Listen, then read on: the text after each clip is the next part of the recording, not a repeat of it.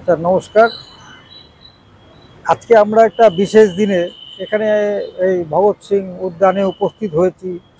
তাকে স্মরণ করে আমরা বিশেষ একটা আলোচনার বিষয় আমরা এখানে কিছুক্ষণ পর্যালোচনা করব এবং মতামত বিনিময় করার একটা উদ্দেশ্য নিয়েই আজকে আমরা এখানে উপস্থিত হয়েছি।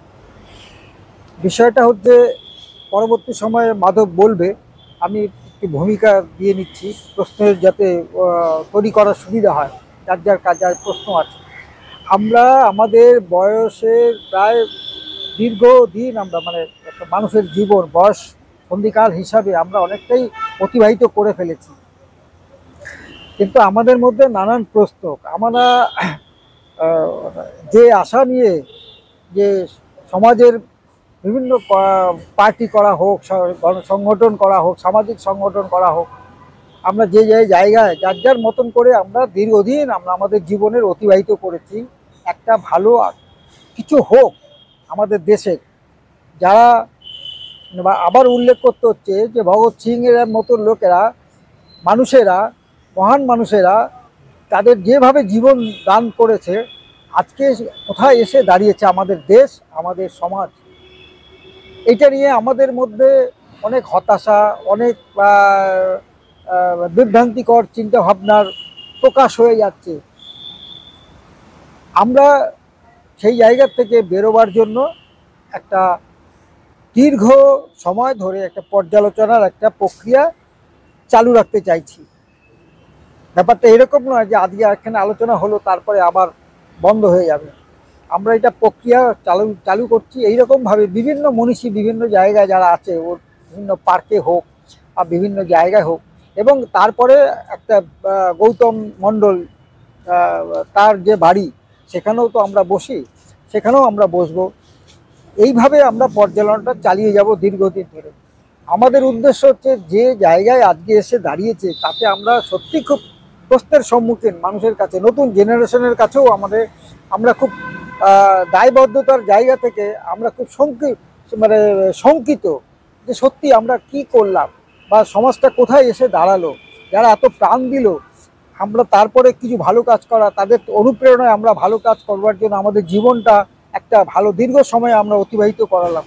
কিন্তু আজকে এসে আমরা বিভিন্ন পরিস্থিতিতে, বিভিন্ন পার্টির কার্যকলাপে, বিভিন্ন সামাজিক সংগঠনের কার্যকলাপের মধ্যে দিয়ে একটা হতাশা বা একটা প্রশ্নের সম্মুখীন এসে দাঁড়িয়েছে যে কি গিয়ে দাঁড়ালো। এই জায়গা থেকে কিছুটা সূত্রপাত, যে তাহলে পরে আমরা এই ব্যবস্থাটার মধ্যেই আমরা দীর্ঘ ৭৭ বছর প্রায়, মানে ব্রিটিশ চলে যাওয়ার পর আমরা অতিবাহিত করলাম। আমাদের একটা সংবিধান তৈরি হচ্ছে। আমাদের রাষ্ট্রের যে 4টা মূল স্তম্ভ, আইন ব্যবস্থা, বিচার ব্যবস্থা, প্রশাসনিক এবং মিডিয়া, এই মূল স্তম্ভগুলো মানুষের জনকল্যাণমূলক রাষ্ট্রের একটা জায়গা থেকে কি ভূমিকা নিল বা নিতে পারলো, যেখানে এসে দাঁড়িয়ে আজকে আমাদের এত প্রশ্ন তৈরি হচ্ছে মনের মধ্যে। আমরা প্রশ্নটা তুলছি এইখান থেকে, যেটা অনেকেই জানে কিন্তু সেই প্রশ্নটা সেইভাবে তুলছে না, যেখান থেকে আমরা মনে করি হয়তো একটা আলোর আশা, একটা দিশা পাওয়া যেতে পারে। সেটা কি? সেটা হচ্ছে, আমরা কম বেশি প্রত্যেকেই জেনে গেছি আসলে সিস্টেমটার কোথাও না কোথাও একটা প্রবলেম রয়ে গেছে। এই সিস্টেমটাকে যদি, সিস্টেমের উপরেই আমাদের বেঁচে থাকা, এই সিস্টেমের উপরেই এই সংবিধান যা দিয়ে গেছে বা সংবিধানে যা লিখিত আছে, সেইটা দীর্ঘ ৭৭ বছর তার পর্যালোচনা করে, তার উপর ভিত্তি করে কাজ করার পরেও আজকে কিছু মানুষের হাতে ক্ষমতা চলে গেছে। আর প্রচুর মানুষ, এবং 80% 90% মানুষ একটা সংখ্যাতত্ত্বের ভিত্তিতে, যারা আজকে প্রায় নিঃশেষিত। বিশাল বড় একটা বৈষম্য সৃষ্টি হয়েছে, যেখান থেকে আমরা শঙ্কিত একটা ভয়ঙ্কর পরিস্থিতি আমাদের সামনে, দেশের সামনে, মানুষের সামনে এসে দাঁড়িয়েছে, যে আগামী দিন বোধহয় একটা ভয়ঙ্কর পরিস্থিতি তৈরি হবে। কারণ বৈষম্যটা যখন এত বড় হয়েছে, আমরা চাইছি এটা নিরসন, যাতে সবাই মিলে আমরা বাঁচতে পারি, মানে যেটা মানুষ হিসাবে যেটা আমাদের কাম্য। যে মনীষীরা যে আশা করেছিল যে আমার দেশের মানুষ সবাই খেয়ে পড়ে থাকবে, অন্ন, বস্ত্র, বাসস্থান, শিক্ষা, চিকিৎসা, নিরাপত্তা, এটা ব্রিটিশ চলে যাওয়ার পরে রাষ্ট্র সব মানুষকেই দেবে, কিন্তু সেই জায়গাটা দিতে পারছে না বা দেওয়া মতো কোনো তৈরি পরিস্থিতি আমরা দেখছি না। নানান পরিস্থিতির সম্মুখীন হচ্ছি, যেখান থেকে নানান প্রশ্ন হচ্ছে, সেইটা প্রশ্নগুলো যাতে পরিষ্কার আসে, জায়গায় যাওয়া যায়, আমরা সেই কারণের জন্য এই বসা বিভিন্ন পর্যালোচনার বিষয়গুলো করতে চাইছি। এই বিষয়ে প্রত্যেকের অভিজ্ঞতা অবশ্যই আছে, সেখান থেকে আপনারা আপনাদের মতন করে প্রশ্ন করবেন, উত্তর মাধব কিছু দেবে, তারপরে যদি আমাদেরও কিছু দেওয়ার মতন পরিস্থিতি থাকে আমরাও দেব। মানে ব্যাপারটা এইরকম না যে বিষয়টা শুধু মাধবের, বিষয়টা শুধু এই রতিন চক্রবর্তী বা রবি চক্রবর্তী বা প্রদীপ দার ব্যাপার বা আপনাদের ব্যাপার, আমাদের সবার ব্যাপার। আমরা যে যেখান থেকেই আমরা আমাদের চিন্তাভাবনা থাকুক না কেন, আমরা মোটামুটি একটা জায়গায় একমত যে আমাদের মধ্যে সেই চিন্তা আছে। আমি খুবই বিশ্বাস করি, আমি অনেকে হয়তো সেইভাবে চিনে উঠতে পারি, কিন্তু আমি বিশ্বাস করি এই যে আমরা উপস্থিত হয়েছি, আমরা সবার মঙ্গলের কামনা বা সেরকম একটা ব্যবস্থা তৈরি হোক, সেখান থেকেই উপস্থিতি হয়েছি। একদম পরিষ্কার কথা।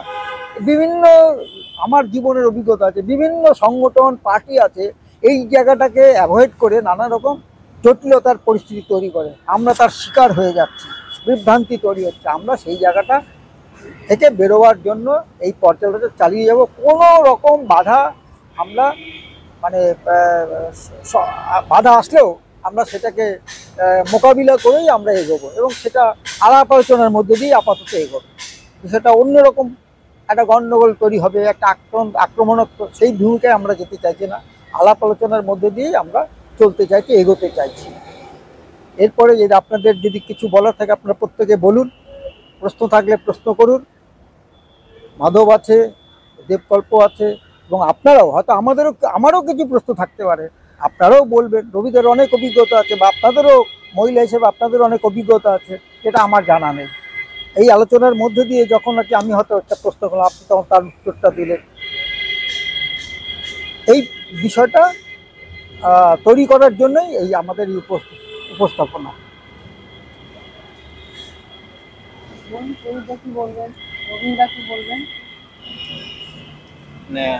রবিদা যদি শুরু করতে চায়, রবিদা বলতে পারে, প্রদীপদা একজন শুরু করে। আমি অদ্ভুত বলছি।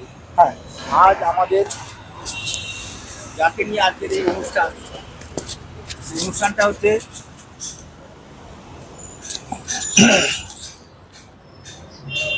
23শে মার্চ 1931 সালে ফাঁসি দেওয়া হয়েছিল ভগৎ সিংকে, সুখদেবকে এবং রাজগুরুকে।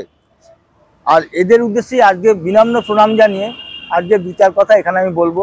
সেটা হচ্ছে এই যে রাষ্ট্রযন্ত্র, রাষ্ট্র ব্যবস্থা, তার মধ্যে থেকেই তো আমাদের এই কাজগুলো করতে হচ্ছে। এবং এই যে নানান বিপ্লবী তারা যেভাবে কাজ করে গেছে, তাদের জীবনটাই শেষ পর্যন্ত দান করে দিয়ে গেছে, সেই রকম লোকেরা আজকে তাদেরকে মুছে ফেলার চেষ্টা করছে কিছু সরকারি প্রশাসন, কিছু আমলা।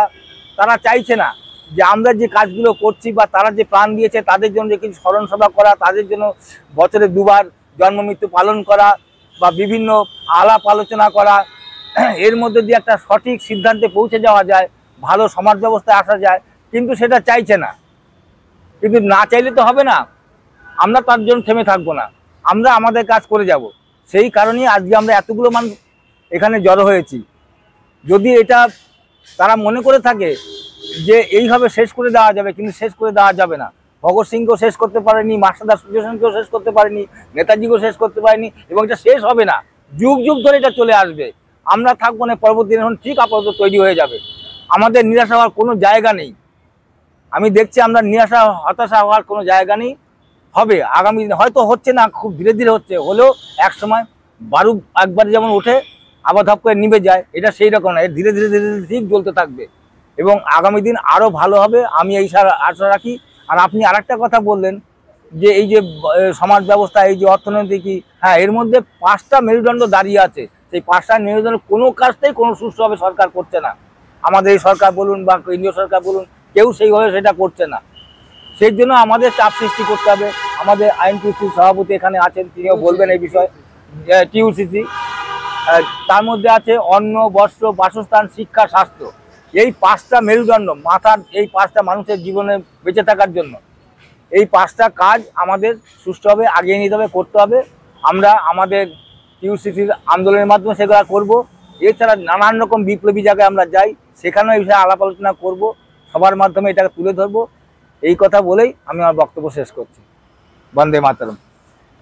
গল্প বল,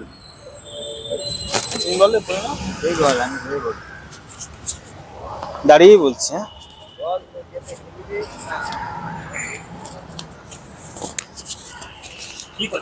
হ্যাঁ লাগিয়েছি।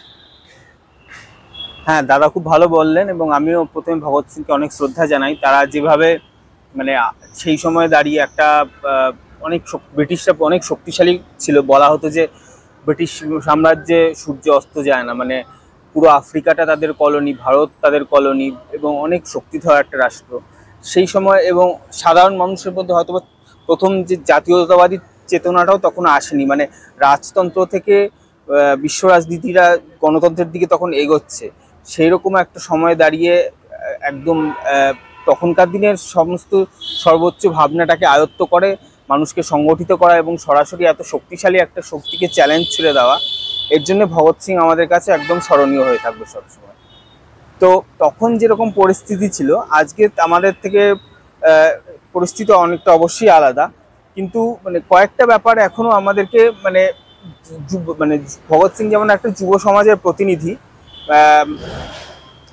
যুব সমাজ সেই সময় যে যুব সমাজ ছিল তাদের মধ্যে মানে সবচেয়ে এগিয়ে থাকা চিন্তা ভাবনাগুলো ওই ভগৎ সিং যে সংগঠন করতো হিন্দুস্তান সোশ্যালিস্ট রিপাবলিকান অ্যাসোসিয়েশন, তারা সেই সময় সবচেয়ে এগিয়ে থাকা দর্শনগুলোকে আয়ত্ত করেছিল।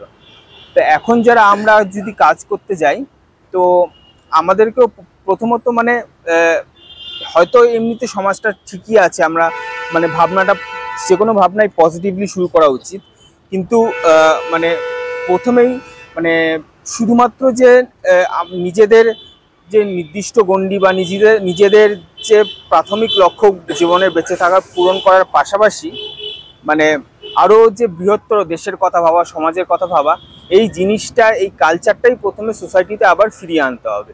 যে বিশেষ করে যুবকদের মধ্যে যে মানে অবশ্যই ক্যারিয়ার বানানো খুব জরুরি, পরিবারকে ভালোবাসা খুব জরুরি, পরিবারের দায়িত্ব না, কিন্তু তার সাথে সাথেই কিছুটা উদ্যোগ নিতে হবে যে মানে বৃহত্তর যে ব্যাপারটা আছে, সমাজ যেটা আছে, দেশ যেটা আছে, তার কথা কিছুটা ভাবা। এবং এইটা ভাবার সাথে সাথেই চেষ্টা করতে হবে মানে যদি ভালো করতে যাই তাহলে প্রথমে থিওরিটা ঠিক করতে হবে। সেই জন্যে মানে খুব নিজেকে মানে একটা মুক্ত চিন্তক হতে হবে, মানে সময়োপযোগী ভাবনা, নতুন ভাবনাকে নিয়ে নেওয়া, আত্মবিশ্লেষণ করা, প্রয়োজনে নিজের ভুল সংশোধন করা, এইগুলো সব মিলিয়ে একটা মানে সবচেয়ে আধুনিক এবং ঠিকঠাক তত্ত্বকে প্রথমে আয়ত্ত করতে হবে। তারপরে আমরা যেখানে যদি আমাদের সামর্থ্য কমও হয়, যদি 5 জনও হই, 10 জনও হই, যেটা আমরা ভাবছি বা যেটা আমরা কনক্লুশনে পৌঁছেছি সেইটার একটা বাস্তবসম্মত ইমপ্লিমেন্টেশন কোনো জায়গায়, মানে কেউ ধরো মানে বলছে শিক্ষা নিয়ে কাজ করতে চায়, তাহলে প্রথমে তাকে শিক্ষার যে যাবতীয় যে সর্বোচ্চ যে চিন্তাটা আছে, মানে এখন পৃথিবীর দর্শনের মধ্যে এক্সপার্টদের মধ্যে কাজ হয়ে যে সর্বোচ্চ যেটা আছে সেটা আয়ত্ত করতে হবে। বা কেউ ধরো নারীদের নিয়ে কাজ করতে চায়, তাহলে ফেমিনিজমের যে একদম সর্বোচ্চ যে জিনিসগুলো আছে সেইটা প্রথমে আয়ত্ত করতে হবে, এবং আয়ত্ত করার সাথে সাথে মানে বিশ্লেষণ করা, বোঝা সেটাকে, এবং সব জিনিসকে বাস্তবের মাটিতে কিভাবে করা যায়, মানে ধরুন ভারতীয় প্রেক্ষাপটে বা আমি বাংলায় রয়েছে, এখন বাংলার সমাজ জীবনে কি করে সেইটা অ্যাপ্লাই করা যায় যে কোনো ভাবনায়, সেইটা প্রথমে থিওরিটাই আয়ত্ত করতে হবে। আর তার সঙ্গে যেটা বললাম যে মনটা এমনভাবে তৈরি করতে হবে যে আমাদের শুধু নিজেদের পরিবার বা নিজের ক্যারিয়ারের বাইরে দেশের কথাও ভাবতে হবে। আর তারপর যেটাই যে ভাবছে তার একটা কিছু বাস্তব রূপায়ণ। কেউ যদি কালচারাল ফ্রন্টে কাজ করতে চায় তাহলে সেই কালচারাল ফ্রন্টেরই কিছু একটা বাস্তব রূপায়ণ, তাহলে বাস্তবে একটা সবচেয়ে আধুনিক কনসেপ্টগুলো নিয়ে একটা নাটক বা সিনেমা তৈরি করতে হবে বা গান তৈরি করতে হবে। তো এইভাবে যদি এগোই আমরা একটা খুব প্ল্যান্ড ওয়েতে, যেখানে মূল জিনিসটা হবে একদম সর্বোচ্চ তত্ত্ব, যেটা মানে আশপাশে নানান ধরনের ভাবনা আছে, সেগুলো সবই চর্চা করে করে দেখতে হবে, এবং সবার মধ্যেই সবকিছু সবার মধ্যেই মানে সেই সব ভাবনাগুলোর মধ্যেই ভালো ভালো জিনিস আছে, কিন্তু এইগুলোর মধ্যে যেটা একদম সর্বোচ্চ হবে, যেটা সত্যিকারের মানুষকে সবচেয়ে ভালো জীবনটা দিতে পারে এবং যেটা উপযোগী, এবং যেটা আরো একটা গুরুত্বপূর্ণ বিষয় আমি উল্লেখ করলাম যে ভারতীয় প্রেক্ষাপটে যাই হোক, সেটা ভারতীয় প্রেক্ষাপটে বা বাংলার প্রেক্ষাপটে সেটা যাতে অ্যাপ্লাই করা যায় সেই রকম একটা প্রয়োগ আমাদেরকে গড়ে তুলতে হবে। তাইলেই আমরা বাস্তবে মানে যেভাবে সমাজটা এগোচ্ছে তার চেয়ে আরো দ্রুত সামনের দিকে এগিয়ে নিয়ে মানুষকে এবং সমাজকে একটা ভালো কিছু দিতে পারবো। ধন্যবাদ। সেটা কিভাবে, মানে একটা মানুষ যদি ধরো তুমি শিক্ষা ব্যবস্থা বলো, শিক্ষা তো ব্যক্তিগত বিষয় নয়, পিতামাতা তো জানবে না সে সন্তানকে কি শেখাবে, পিতামাতা কি করে জানবে? সন্তান তো ওই শিক্ষা থেকে আসে না, মাতা পিতার সম্বন্ধ থেকে সন্তান উৎপন্ন হয়। সন্তানের যে শিক্ষা, এই শিক্ষা ব্যবস্থা মাতা পিতা কি করে জানবে? তার খরচ এই যে বর্তমান সময় আছে কি করে সে করবে? এটা এটা অনেক বড় দায়িত্ব। এই দায়িত্ব কারা নেবে? এইটার জন্য মানে বলা হয়, মানে বামপন্থী রাজনীতিতে ভ্যানগার্ড বলে একটা কথা আছে, মানে সমাজের মধ্যে মানে সব মানুষই সমান, সব মানুষই খুব পরিশ্রমী, কিন্তু বা সব মানুষেরই ভাবনা, সুন্দর ভাবনা থাকে, তো সেগুলোকে সম্মান করতে হয়।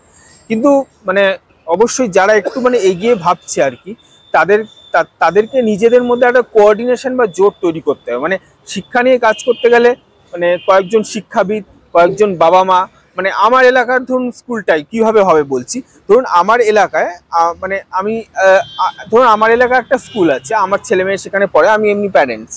তো এখন প্রযুক্তিকে কাজে লাগাতে হবে, আমাদের ইন্টারনেট থেকেই প্রথমে দেখতে হবে যে কিভাবে ভালো করা যায়, এবং কয়েকজন শিক্ষাবিদের সাথে কথা বলতে হবে, এবং ফাইনালি স্কুলের প্রিন্সিপালকে গিয়ে একটা ওয়ার্কশপ করে ওই স্কুলটার, মানে আমি ছোট লেভেলে বলছি, একটা স্কুলের কথা বলছি, যে ওই স্কুলটায় আমরা যেটা ভাবছি যে সবচেয়ে আধুনিক শিক্ষাটা এইটা, এইভাবে পড়ালে এই টিচিং মেথোডোলজিটা ঠিক, এইভাবে পড়ালে ভালো হবে, সেটা ইমপ্লিমেন্ট করতে হবে। কালচারাল ফ্রন্টে তুমি তো অ্যাডভাইস দিচ্ছ, এটা বাস্তবে কি করে হবে? ধরো 70% মানুষ ছাত্রছাত্রী গভর্নমেন্ট স্কুলে পড়ে, এবং তারাও পড়াশোনা করে পাশ করছে, আর 30% যারা আছে প্রাইভেট স্কুলে ভালো পড়াশোনা করে পাশ করছে।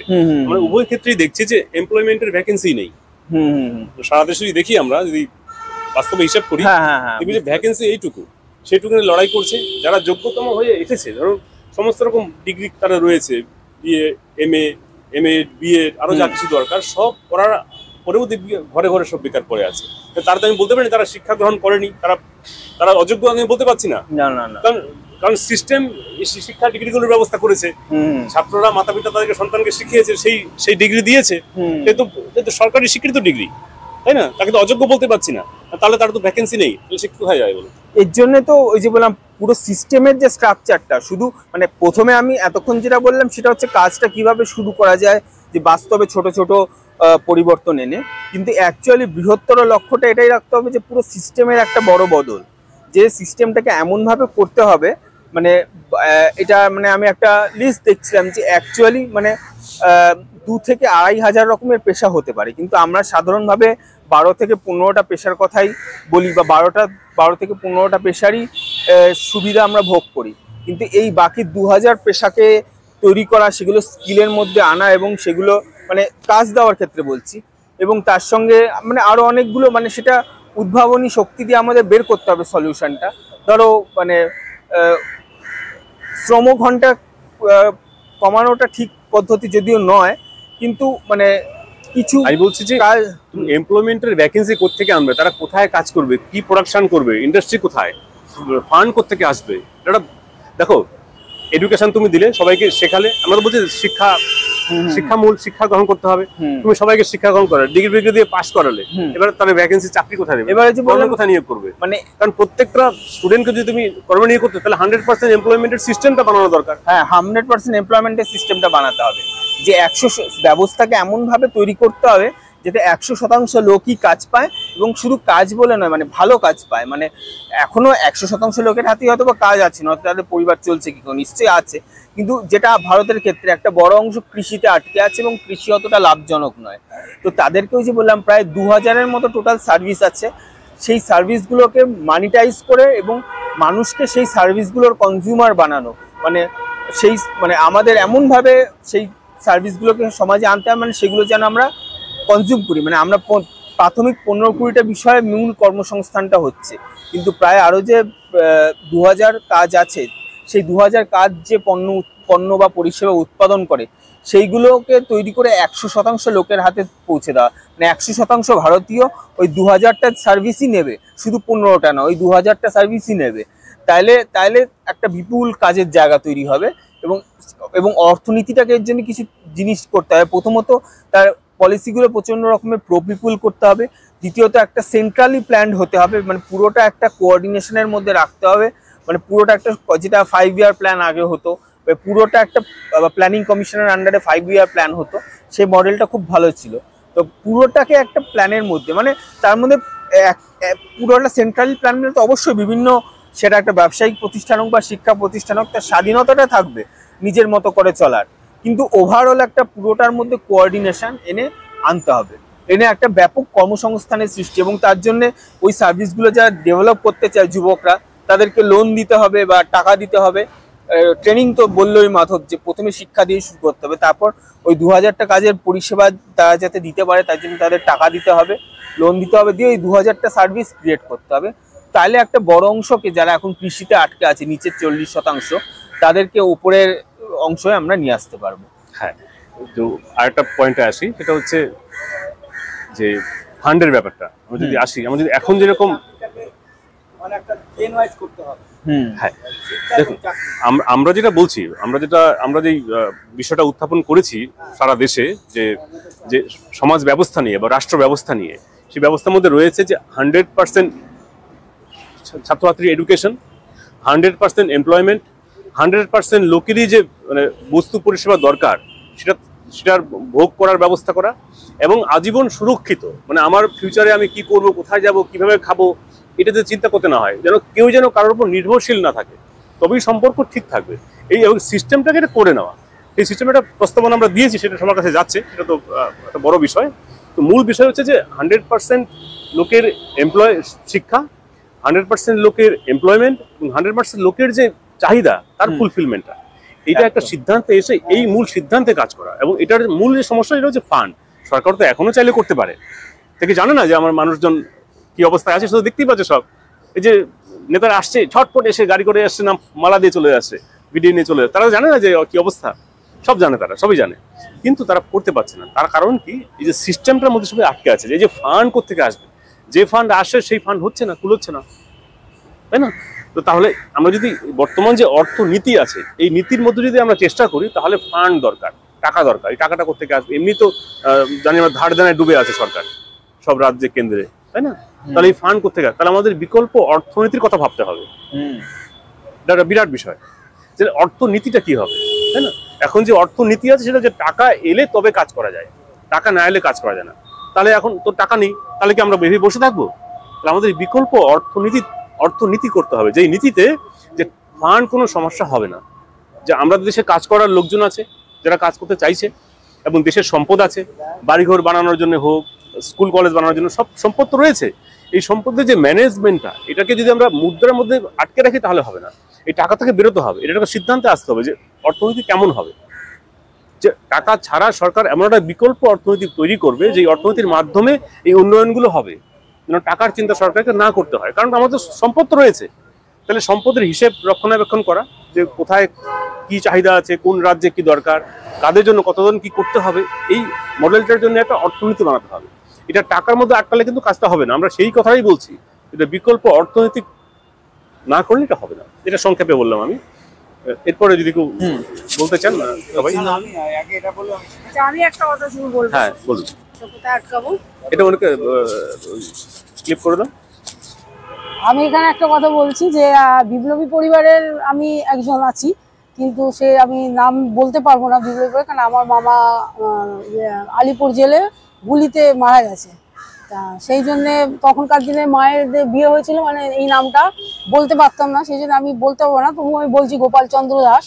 আচ্ছা, আমি এই বিপ্লবী গান এই জন্যই গাইছি যে সমস্ত লোকেরা জানুক যে বিপ্লবীরা কি ছিল, বিপ্লবীদের জন্য কি গান। এই গানগুলো বন্ধ হয়ে গেছিল। যিনি লিখেছিলেন, আমি যে গানটি আপনাদের শোনালাম, চারণ কবি মুকুন্দ দাস, এই গানটির জন্য তিনি কিন্তু জেলে কারাবরণ করেছিলেন, গানটা পুরো বন্ধ করে দিয়েছিলেন। সেই গানটা আমি অনেক, মানে এখন দেশ স্বাধীন হয়ে গেছে, এখন আমি গানটা গাইতে পারি, কিন্তু অর্ধেক ছেলেরা জানেই না যে এই গানটা মুকুন্দ দাস বলে কেউ ছিলেন, বা মুকুন্দ দাস যে দেশের জন্য, বিপ্লবীদের জন্য এই গানগুলো লিখেছিলেন।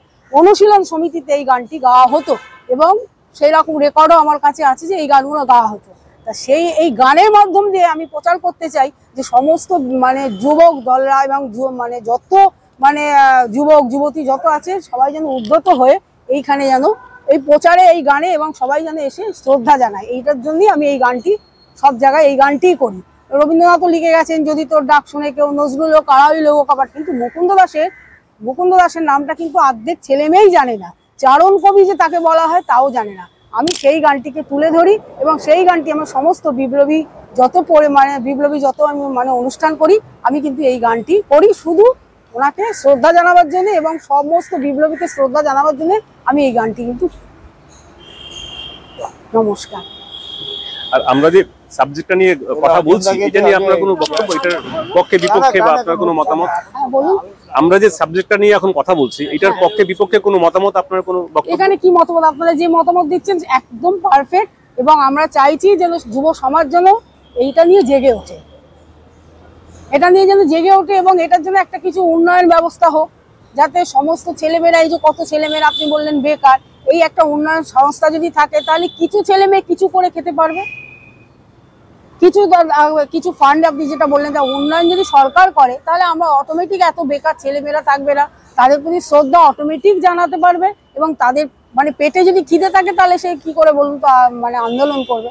তাদের একটা ব্যবস্থা করার জন্যই এটা যদি উদ্যত হয়, যে উনি বললেন এর জন্য প্রেক্ষাগৃহে আমাদের দেখতে হবে, কিছু আমাদের রেকর্ডিং করতে হবে, কিছু আমার সিনেমা জগৎ চলচ্চিত্র জগতে যাতে এই জিনিসটা সবার মধ্যে বিরাজমান থাকে, এটার জন্যই আমার বক্তব্য, আর কিছু আবার বলার নেই।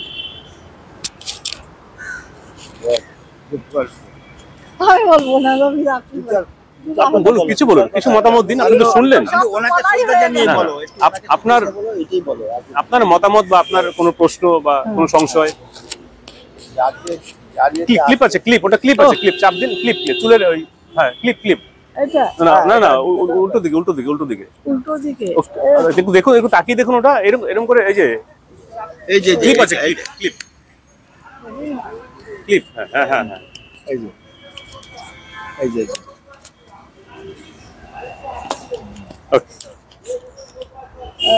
দেব মাল্য তো বললো, তারপর রবিদা বললো, ওনার নামটা ভুলে গেছি, এবং জ্যোতি দাস, আর ওই বিউটি দাও বলেছে, তারপরে প্রদীপ দত্ত বলেছে, এবং মাধব দত্ত বলেছে। এই যে আমাদের ফান্ড এবং আমাদের শিক্ষা এবং ইংলিশ মিডিয়াম বা বাংলা মিডিয়াম, এই যে সবাই তো জানে, স্কুল থেকে কলেজ থেকে জানে, কিন্তু এই যে ফান্ড থেকে বেরিয়ে এসে আমাদের ভগৎ সিং যে এতগুলো যে আছে, সেইগুলো কে করবে, কে সমাধান, কে আমাদের পথটা দেখিয়ে নিয়ে যাবে?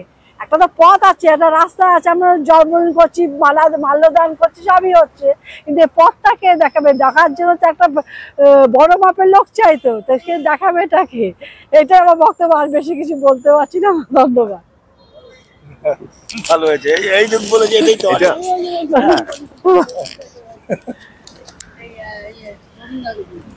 এই উদ্যোগ নিয়ে আমরা কাজ, সারা দেশে কাজ করছি। হ্যাঁ এটা নিয়ে কাজ।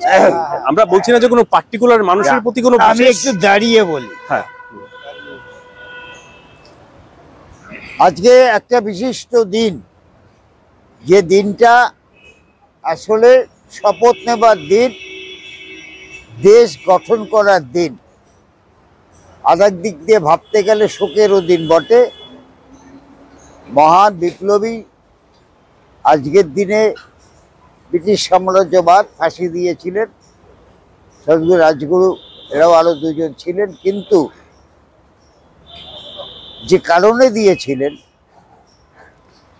পরবর্তীকালে যে সমাজ গঠনের কাজে, রাষ্ট্র গঠনের কাজে যারা নেমেছিলেন, তারা পরিপূর্ণ সেটি করেনি। এখানে একটি বড় প্রশ্ন আছে। আমরা অনেক মনীষী বা নেতা, রাজনৈতিক ব্যক্তিত্ব, আমরা তাদের কথা বলি, আমরা যেটুকুনি জানি সেইটুকুনি বলি, গভীরভাবে জানি না, গভীরভাবে শিখি না, শেখানো হয় না, শিখি না। সেই সময়টা ছিল 47-এর পূর্ব পরিস্থিতি। আমাদের দেশ পরাধীনতার সূচনা হয়েছিল এই বাংলা থেকেই, 1786 খ্রিস্টাব্দে সিরাজদৌলার পতনের মধ্য দিয়ে। যেদিন পতন ঘটে তারপর থেকে কিন্তু আবার আর একটা শক্তি তৈরি হয় পতন বিরোধী, যারা পতন করেছেন তার বিরুদ্ধে। অর্থাৎ সূচনা হলেও তার দীর্ঘমেয়াদী সময় লাগে সেটাকে সংগঠিত করতে। তা ব্রিটিশ পিরিয়ডের যে লড়াই, একটা অংশের যে সমস্ত মানুষরা শহীদ হয়েছেন তাদের লক্ষ্যটা ছিল ব্রিটিশ তাড়াবো। ব্রিটিশ তাড়াবার পরবর্তীকালে ব্রিটিশ চলে যাবার পর আমরা ব্রিটিশের পরে ভারতবর্ষ কোন প্রেক্ষিতে কিভাবে চালাবো সেই বিষয় নিয়ে তাদের অ্যাকচুয়ালি ভাবনাটা ছিল না। তারা জানতো ব্রিটিশটা চলে যাক, আমি ভাববো। এই মধ্য দিয়ে যে লড়াইটা করেছেন ব্রিটিশ শাসকবর্গ, তার সুবিধে মতো তার অস্ত্র ব্যবহার করেছেন। আর একটা বিষয় হচ্ছে যে মতাদর্শ দিক, আবার তার মধ্যে অনেকে আছেন তাদের একটি নির্দিষ্ট মতাদর্শ ছিল কোন প্রেক্ষিতে রাষ্ট্র ব্যবস্থা গঠন করা হবে। আজকে যার মৃত্যুদিন বা শহীদ দিবস, ভগৎ সিংয়ের একটি টার্গেট ছিল, তিনি সমাজতান্ত্রিক দৃষ্টিভঙ্গির এই শুধু এখানে থেমে নয়, তিনি মার্ক্সীয় ফিলসফিতে বিশ্বাস করতেন। তো ভগৎ সিং যে মার্ক্সীয় দর্শনে বিশ্বাস করতেন সেই কথাটা কিন্তু, তাহলে সেই শিক্ষা যারা ভগৎ সিংকে ফলো আপ করবেন তাহলে তারা ভগৎ সিংয়ের যে মতাদর্শ সেটার উপরে দাঁড়িয়ে কথা বলবে এবং সেই মতাদর্শকে রাষ্ট্র ব্যবস্থা কায়েম করবে। আবার আমাদের দেশে আরও একটা অংশের আছে, তারা হয়তো এই ডেমোক্রেসির কথা বলেছিলেন, তারা সেই মোতাবেক চলে। এই দুটো পক্ষ, তিনটে পক্ষ আছেন যাদের নিয়ে শ্রদ্ধা জানাতে পারি, কিন্তু মতাদর্শক দিক থেকে ভাবতে গেলে আমরা এক একজনের নাম ধরে বলতে চাই, তাহলে আমাদের বলতে হবে যে তারা ব্রিটিশ বিরোধী আন্দোলন করেছিলেন, পরবর্তী প্রেক্ষাপট কী হবে সেটা তারা সেই সাজেশন তারা রাখেননি। তারা অ্যাকচুয়ালি দেশের স্বার্থে, মানুষের স্বার্থে তাদের মনেই হয়েছিল যে ব্রিটিশ একটি শোষণকারী শক্তি, শুধু তাকে তাড়াও, তারপরে কি ব্যবস্থা হবে আমরা গড়ব। এখন দেখা গেল আপনার ধরেই নিলাম কার কি কি ধরনের আদর্শ বা মতাদর্শ ছিল, সেগুলো আলোচনা করতে গেলে আরও অনেক সময় লাগে, অনেক পর্যালোচনার প্রশ্ন থাকে। আলোচনার মধ্যে সুভাষচন্দ্র বসুর কথা আসবে, আলোচনা করতে গেলে গান্ধীজির কথা আসবে, তাদেরও একটি লক্ষ্য ছিল। আবার একদল ছিল পশ্চিমা গণতন্ত্র বলে যা শেখায় সেই শিক্ষার উপরে দাঁড়িয়ে। আবার আমরা যদি ইতিহাস রিসার্চ করি, বহু পূর্বে ভারতবর্ষের একটি গণতান্ত্রিক ব্যবস্থা ছিল।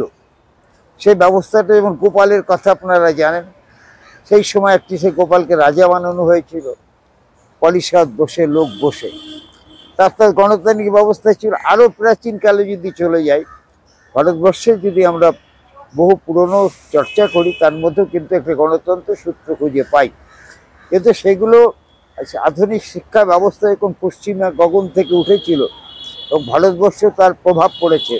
যার জন্য ভারতীয় যে ঐতিহ্য এবং শিক্ষা ব্যবস্থা, মানুষের কল্যাণের যে বিষয়গুলো, সেগুলো হারিয়ে গেছে। কারণ আমরা অতীত আজকে খোঁজা হচ্ছে, অনেকে রিসার্চ করছে নালন্দা ইত্যাদি ইত্যাদি বিশ্ববিদ্যালয়ের বিষয়, কিন্তু আমরা যখন সেই জায়গাগুলোতে গিয়ে খোঁজার আগেই সেই সময় যেহেতু ব্রিটিশ ইংরেজি শিক্ষা ব্যবস্থা মধ্য দিয়ে মানুষের জীবনের উন্নয়ন হতে পারে, মান হতে পারে, এক অংশে মধ্যবিত্ত এবং উচ্চবিত্ত শ্রেণীর মানুষেরাই সেই শিক্ষা ব্যবস্থাকে গ্রহণের উদ্যোগ নিয়েছেন। প্রান্তিক জনগোষ্ঠী, তাদের মধ্যে শিক্ষার হার একদম নীল প্রায়। তো সেখান থেকে দাঁড়িয়ে যারা পশ্চিমা শিক্ষা ব্যবস্থাকে সামনে রেখে একটি বিপ্লবী সূত্র ধরেই ব্রিটিশটা তাড়াতে পেরেছে, এবং ব্রিটিশটা তাড়াতে গিয়ে যে কাজটা করলেন, দেশটাকে ভাগ করে দিলেন। এবার প্রশ্ন থাকেই, এবং আমরা এই যে ছাত্র যুব ও আমাদের ইয়ের মতো ছেলে, আজকে ওর অনেক বয়স কম, মাধবের বয়স কম, তারা কি করছে? তাহলে দেশটা ভঙ্গ হলো কেন? কারা ভঙ্গ করেছিল? কেন ভঙ্গ করেছিল? সে প্রশ্নটা সবসময় আমাদের মনে কাটবে। আজকের শিক্ষা ব্যবস্থায় যদি বলা হয় যে আমরা দেশটাকে ভাগ মেনে নিয়েছি, আমার মনে হয় দেশভাগটা আমাদের মানাই উচিত না। তাহলে দেশ ভাগ যদি আমি মেনে নিই, এবং তাহলে এই রাষ্ট্র ব্যবস্থা যারা পরিচালন করেছে তাহলে তাদের কন্ট্রোলের মধ্যে আমি থাকতে প্রায় বাধ্য। তাহলে হচ্ছে যদি সেখানে ঢুকে পড়ি তাহলে সেখান থেকে বেরোবে কী করে? এই বেরোবার যদি মনে হয় যে এই ব্যবস্থা এতগুলো বছর ধরে, রতিনবাবু বললেন যে আমরা মৌলিক অধিকারগুলো থেকে বঞ্চিত। মৌলিক অধিকার তো সবটাই আমার অধিকার, মৌলিক বলে কিছু থাকে না। আমি খাবো দাবো, ঘুরবো, প্লেনে চলবো, সবই আমার অধিকার। তো সেখানে যদি ৭৭ বছর পর্যন্ত আজকের দিনে সেই সুযোগ যারা এই ব্যবস্থা গঠন করেছেন, সেটা যদি মনে হয়, মনে না একদম পারফেক্ট কথা, যে সেই সুব্যবস্থা সমস্ত মানুষের কাছে পৌঁছতে পারেনি। আমাদের দেশে শ্রমিকরা উৎপাদন করে, আমাদের দেশের যদি শ্রমিকরা যদি অলস হতো, তারা হাজার হাজার কোটি টাকা ব্যাংকে জমা থাকতে পারতো না, হাজার হাজার হাজার কোটি টাকা নিয়ে সেই টাকাটা নিয়ে বিদেশে চলে যেতে পারতো না আমাদের দেশের সেই সব শিল্পপতিরা। তাহলে আমাদের দেশ উৎপাদন অনেক সময় বলা হয় যে শ্রমিকরা নাকি কাজ করে না। আরে শ্রমিকরা যদি কাজ না করে ওই বাড়িটা হলো কি করে, অমুকটা হলো কি করে? অর্থাৎ সেই যে শ্রমিকরা সামগ্রিকভাবে যে কাজ করতে যে সুযোগটা আছে, 10% সুযোগ নেই, কিন্তু যদি ধরে নিই অর্ধ সুযোগ বা তার বেশি সুযোগ, তাহলে তাকে সেই অল্প সেই সুযোগের লোকেরা যে দান করে, শ্রমক দান, এবং তার থেকে যে সামান্য রোজগার করে, সেটা কিন্তু 80% লোক বা 70% লোক তার উপরে নির্ভরশীল হয়ে খাওয়া দাওয়াটা করে। তাহলে বাকি লোকেদের অবস্থা, সে তাকে টানতে গেলে একটা ঘোড়ার উপরে যদি 100 কিলো মাল বইতে পারে, তাকে যদি আমি 300 কিলো চাপাই, তার অবস্থাটা কি হয় আমরা সবাই বুঝি। তো আজকের দিনে সেইভাবেই কিন্তু অর্থনৈতিক চাপ এসে সৃষ্টি হয়েছে। তাহলে আমরা ব্রেক করব কী করে? তাহলে অর্থাৎ আমাদের মনে করতে হবে এই সমাজ ব্যবস্থাকে ব্রেক করা উচিত। এই ব্রেক করার ক্ষেত্র থেকে আজকে আমি যেমন উপস্থিত হয়েছি, আমাকে আমন্ত্রণ জানানো হয়েছে, আমি মাঝে মাঝে বিভিন্ন গণসংগঠনে যাই। সেটা হচ্ছে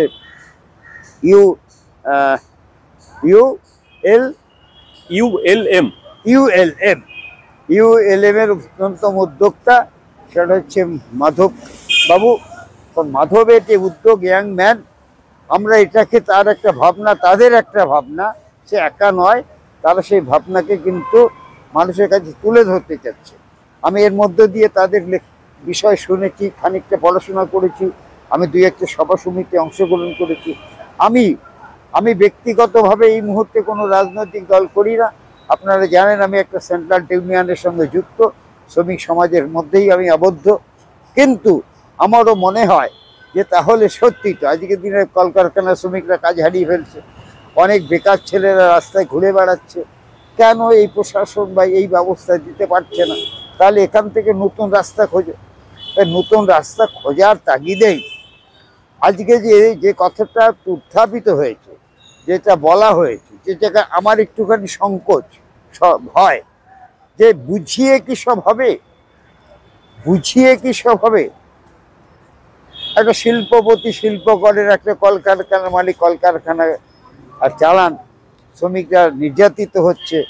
আমরা সমস্ত শ্রমিকরা গিয়ে যদি বলি, ভাই সত্যি তো মাইনেটা হওয়া ছিল 300 টাকা, আপনি দিচ্ছেন মাত্র 150 টাকা।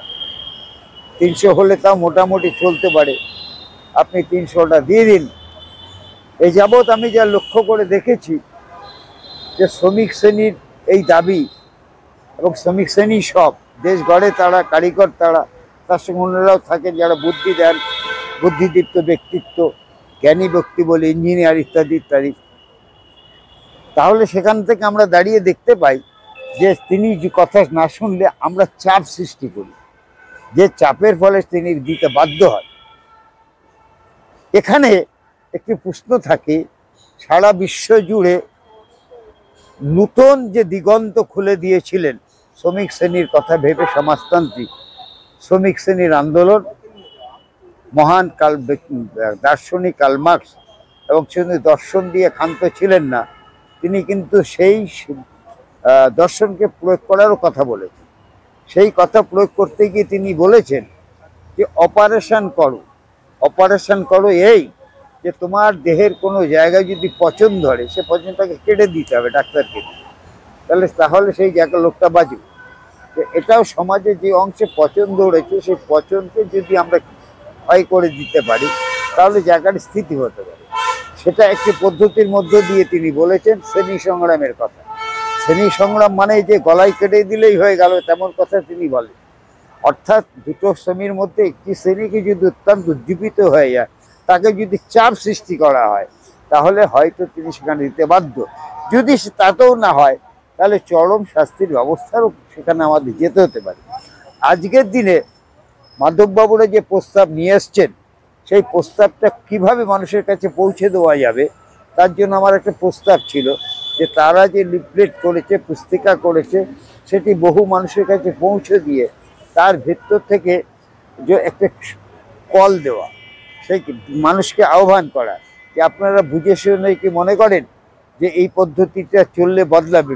ভারতবর্ষে অনেকগুলো রাজনৈতিক দল আছে, অনেকগুলো মত পথ আছে, এই পথটা কি নতুন করে ভাবা যেতে পারে? আমি ব্যক্তিগতভাবে মনে করেছি, যেহেতু আমি অতীতে রাজনীতি দল করেছি, রাজনীতি করা আমার মর্যাদা আছে, কিন্তু এই মুহূর্তে আমি কোনো রাজনৈতিক দলে নেই। সেই জন্য আমি একটি ভাবছি যে নতুন দিগান্ত যদি কিছু থাকে, পথ আমি হারিয়েছি, পথ খুঁজে বেড়াচ্ছি। কারণ আমরা এই সমাজে পরিবর্তনের কথা ছোটোবেলা থেকে, স্কুল লাইফ থেকে শুরু করেছিলাম, পথ খুঁজে পাইনি। এটা একটি পথ হতে পারে। যদি সেই পথ দিয়ে মানুষের সার্বিক কল্যাণ হয়, আমি তাহলে সেই পথে হাঁটতে রাজি। এই কথাটা আমি বারবার বলেছি। এখানে প্রশ্ন হচ্ছে যে মাধববাবু সেদিন একটি মিটিংয়ে বলেছেন, আমিও ছিলাম, রথীনবাবু এবং আরও অনেকেই, যে সেখানে বলা হচ্ছে এই পদ্ধতিকে প্রয়োগ করতে গেলে একটি রাজনৈতিক দল গঠন করতে হবে। সেই রাজনৈতিক দলটা কিভাবে হবে, সেই রাজনৈতিক দল কিভাবে তার প্রক্রিয়াকরণগুলো মানুষের কাছে পৌঁছে দেবে, এবং সেটা করতে গেলেও আজকের দিনে সবচেয়ে মুশকিল হচ্ছে সেই মানুষের কাছে চাইতে হবে। সেখান থেকে যদি মানুষ আমাদের সাহায্য সহযোগিতা করেন, তাহলে অনেক মানুষ আছে নতুন ভাবনার কোঅপারেশনে করতে চান। বহু মানুষ আছেন আমি দেখেছি যে নিজে সামনে থাকতে পারেন না, ভয় করেন বা নানা কারণ আছে। হয়তো চলতে চলতে আমি দেখেছি আমার জীবনে, রবি এটা নিয়ে যাও, তোমার তো গাড়ি ভাড়া লাগবে, আমরা সেজন্য খুব বেকার। তো এটাও কিন্তু এটা একটা সাহায্য। একজন বিপ্লবীকে যদি কেউ 10 টাকা দেয়, সেটাও কিন্তু তিনিও বিপ্লবী। একজন বিপ্লবীকে যে 10 টাকা দেয়, তিনি কিন্তু বিপ্লবী। তাহলে সে দেবে কেন? তাহলে সে বিপ্লবী।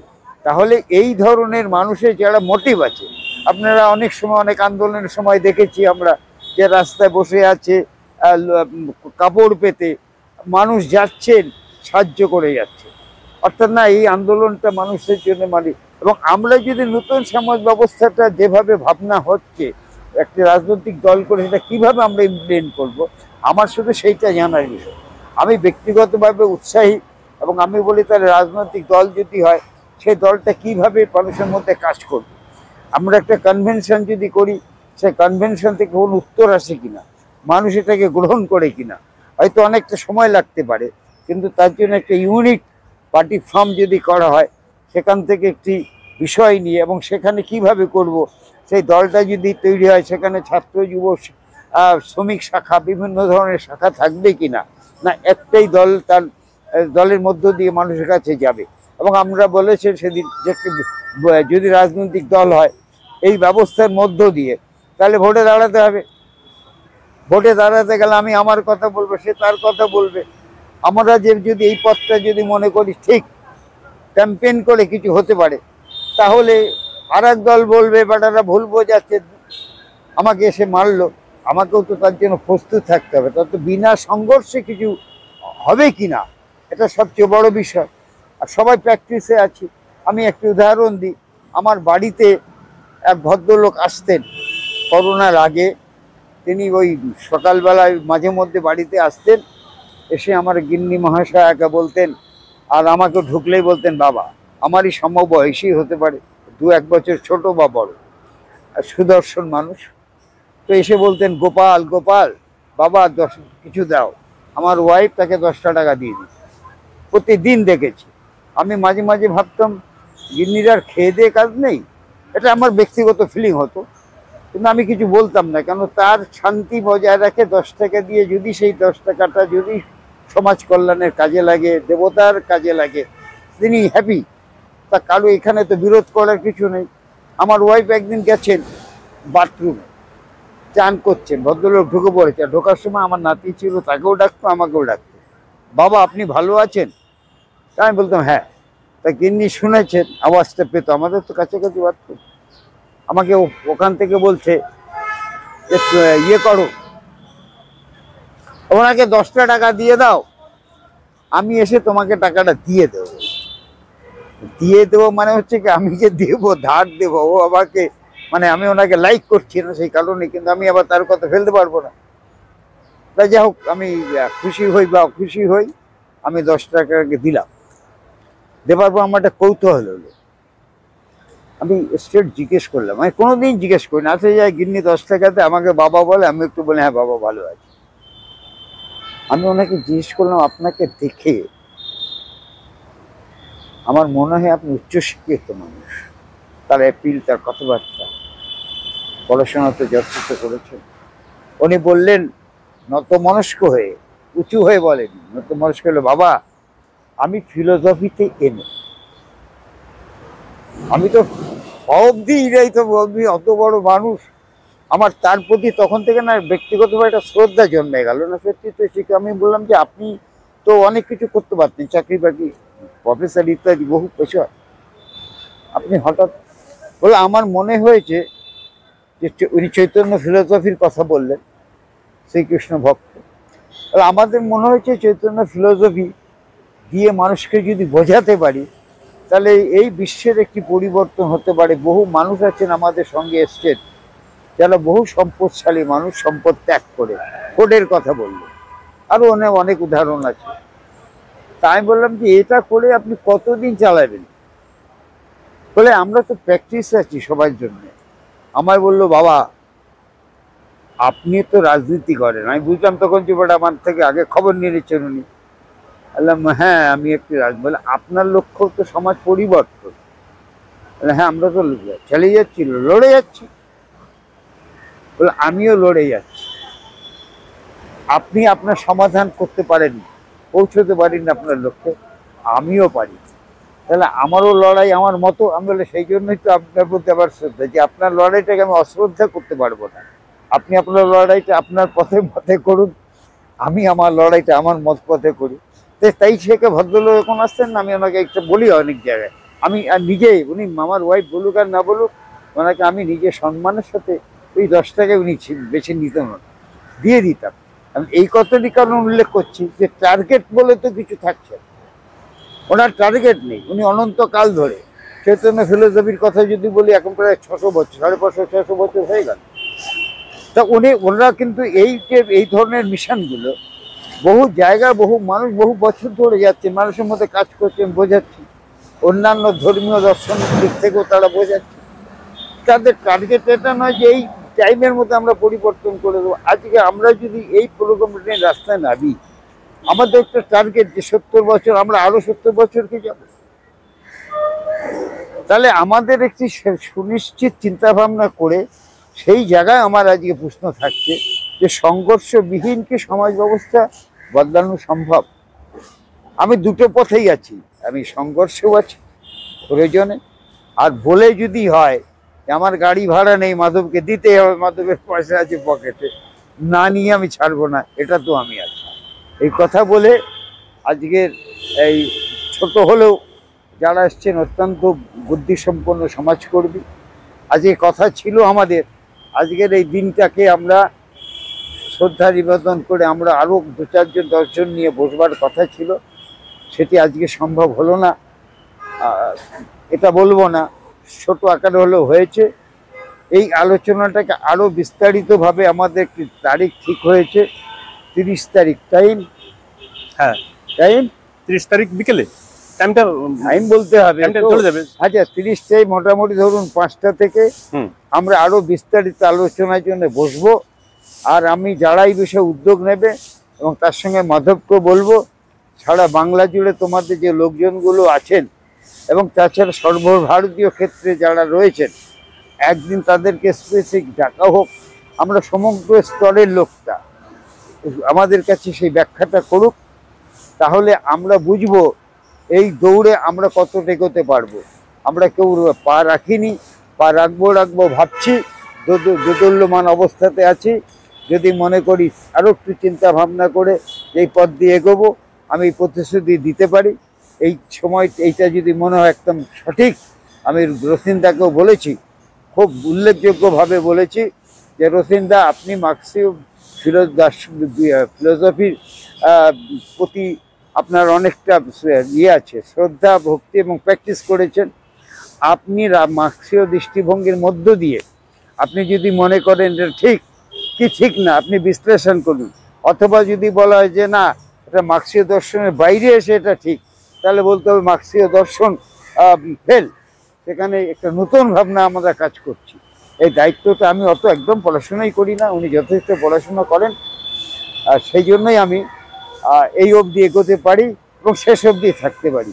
এই কথা বলে আগামী দিনে আরও বেশি বেশি করে, যেহেতু আমি রাস্তা খুঁজছি, আমি কোনো ব্যক্তিগত নির্দিষ্ট কোনো দল করি না, সেই জন্য আমার রাস্তা খুঁজতে আপত্তি নেই। আমাকে অনেক অনেক জায়গায় যাই, আমি শুনি, শিখি, ভাবি সত্যিতে এটাই পথ। আমি পথহারা পথিক হয়ে পড়েছি, পথ খুঁজি।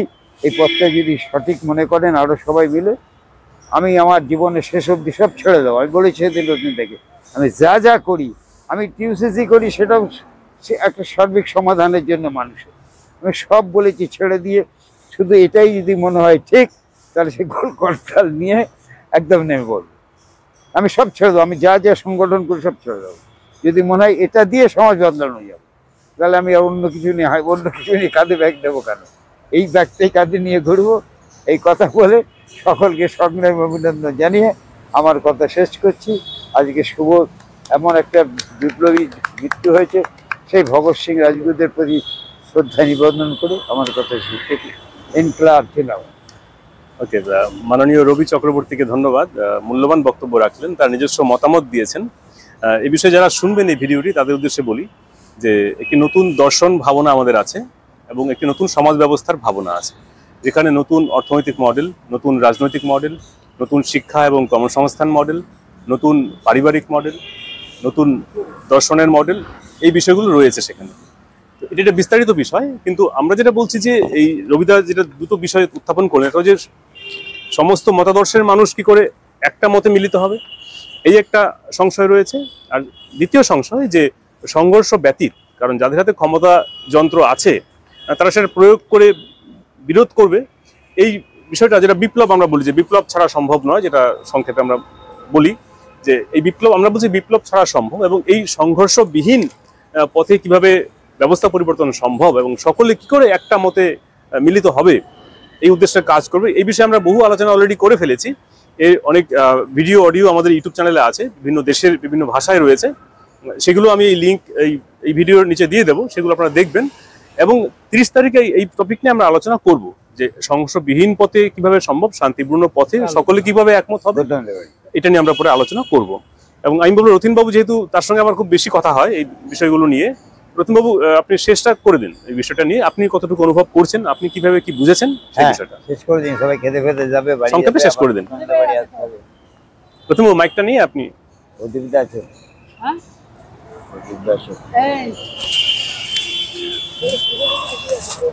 আপনি তো শুরুটা করেছিলেন, এখন মানে আমরা এতক্ষণ কি আলোচনা করলাম, আপনার সঙ্গে আমার বেশি ইন্টারাকশন হয়েছে এখনো অবধি। তো আপনার কি মনে হয়েছে এই বিষয়টা নিয়ে? আপনি সারা দেশের লোকজন কাজ করছে, আপনি জানেন, আপডেটগুলো জানেন, তো সেগুলো নিয়ে আপনি শেষ করে দিন বিষয়টাকে নিয়ে। আপনার মনে কোনো প্রশ্ন আছে কিনা এবং আপনার মতামতটা। হ্যাঁ, আচ্ছা, আমাদের আলোচনা পর্ব প্রায় শেষের দিকেই হয়ে গেছে। আগামী ঘোষণা হলো যে আগামী 30 তারিখ গৌতমদার বাড়িতে রসা রোডে, ওখানে আমরা বসছি এই বিষয়টাকেই সামনে রেখে। হ্যাঁ, টাইম মোটামুটি 5টায়, তো বিকেল 5টায়। তো আজকে যা আলোচনা হলো এখানে, মানে যার উদ্দেশ্য আজকের দিনটা স্মরণীয়, ভগৎ সিং, তার এবং তার সাথে আছে তার সাথেও আরও আছে যাদের একই সাথে ফাঁসি হয়েছে, সুখদেব। তো সুতরাং তাদের যে স্বপ্ন ছিল যে প্রত্যেকটা মানুষ যেন সুখে স্বাচ্ছন্দ্যে থাকতে পারে, অন্ন বস্ত্র বাসস্থান শিক্ষা চিকিৎসা পেতে পারে, আজকে আমরা আলোচনার মধ্যে দিয়ে উঠে আসলো যে সেই পূর্ণতা এখনো 77 বছর বাদেও লাভ হয়নি আমাদের দেশে। আমরা আমাদের দেশ নিয়েই ভাবছি, আগে লাভ হয়নি। এবার আমরা তাদের স্বপ্ন যাতে পূর্ণ করতে পারি, সেই শপথের একটা জায়গা থেকে আজকে এবং আগামী দিনে চলার পথ আমরা যাতে আরও জোরালোভাবে নিতে পারি, প্রত্যেকের বক্তব্যের মধ্যে দিয়েই উঠে এসছে, গানের মধ্যে দিয়েও উঠে এসছে। বিশেষ করে যারা রবিদার কথাটা ঠিকই, যারা সে যুব সম্প্রদায় বিশেষ করে সেই শক্তি আরও বেশি। সেই হিসাবে মাধবকে আমরা পেয়েছি, দেবকল্প পেয়েছি, আরও দু একজন আসেন, কিন্তু এই শক্তিটা আরও যাতে বেশি বেশি করে ইনভলভ হয়, নতুন ভালো ব্যবস্থা যারা প্রাণ দিয়েছে তাদের স্বপ্ন পূরণ করবার জন্য আমরা প্রত্যেকেই শপথ নিয়ে সেই পর্যায়ে আলোচনার এবং চর্চা সেটা করতে থাকি। তারপরে শান্তিপূর্ণভাবে যদি হয় খুব ভালো কথা। সরকার যদি সেই রকম সব দায়িত্ব নিতে পারে, যে দলগুলো নির্বাচনের আগে আমাদেরকে প্রতিশ্রুতি দেয় যে আমরা করে দেবো, কিন্তু আমরা হতাশ। আমরা সেই জন্যই পর্যালোচনা করছি যে তাহলে দলগুলোর প্রতি আমাদের কতটা আস্থা থাকবে, নাকি আমরা নতুনভাবে কিছু একটা পথ নিয়ে আমরা আস্তে আস্তে, সেই অধিকার সংবিধানে আমাদের দিয়েছে, আমাদের দেশের প্রত্যেকটা মানুষের সেই অধিকার আছে, সুতরাং আমরা নিশ্চিন্তে সেই কাজ আমরা করতে পারবো এবং সেই আশা রেখে আমরা আজকে মোটামুটি এই পর্ব এখানে শেষ করছি। ইনকলাব জিন্দাবাদ, ভগৎ সিং জিন্দাবাদ, মাতারাম। বন্দে। ওকে, সকলকে ধন্যবাদ।